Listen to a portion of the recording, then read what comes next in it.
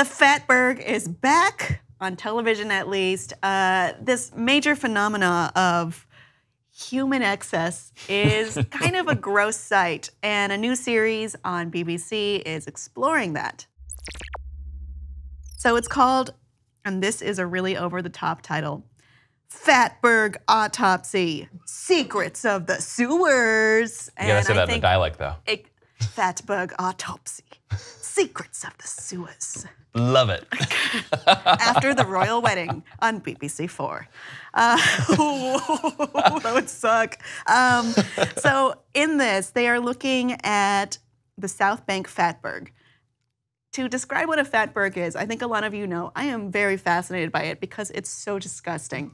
It's this large, and it's not just one, it's kind of a phenomena, but it's a large, congealed fat glob. A lot of it is cooking oil and fats that have been drained from meat while cooking on the stove, but there's other things in it as well, including diapers, baby wipes, flushable wipes, which aren't really flushable. Even, yeah. Candy wrappers. Candy wrapper is clearly visible in the South Bank Fatberg, which is on display right now for people to look at. Ooh, see that thing sticking out? Isn't that what you want to see when you go see the go to the museum? I mean, I think I want to see that. From a distance, you might think it's a fossil. Looks like a moon rock. Yeah, it's like, oh wow, what is this marvel of geology? It's not. It's just a big clump of fat. Yeah, what is this horrendous thing of human excess? But they actually, part of the Fatberg autopsy is doing an autopsy. So they decided to see what is in this gross thing.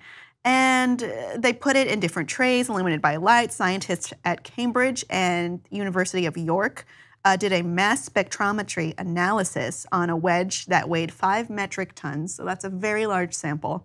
And they found that while about 90% of the weight came from cooking oil and grit, a lot of it had not great things in it, including drugs like cocaine, MDMA, acne cream, salicylic acid, paracetamol, which is another name for acetaminophen.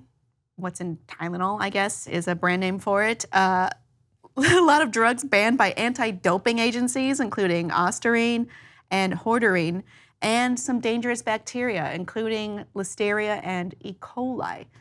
It's not really, before you freak out, it's not clear if these were things that were thrown into the sewer or if people straight up disposed of these items in the sewer or if it came from undigested human waste, aka poop. It's not clear.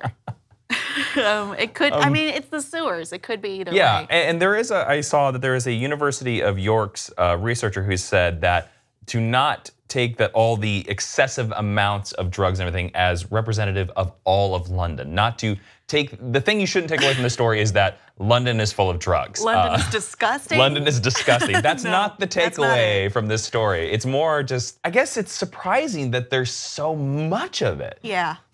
People are shocked. The piece they examined, 5 metric tons, it was just a piece. It wasn't the whole thing. There have been stories about the sewers being completely just clogged by this massive Fatberg. It's a terrible name, but that's kind of a good way to describe it. It also makes it interesting. There's another report that says that the cost to extract Fatbergs over the UK is 80 million pounds a year, which is a ridiculous number when we could just prevent the problem by not flushing this stuff down. And don't pour fat down the drain, I think, is a big Or your drugs, kids. Hang on to your drugs and also dispose of fat another way. I think that's the lesson here, everyone. I try to get a lesson from everything. Or don't have drugs. Audience, what is the grossest part about the Fatberg? Please let us know on Facebook and Twitter.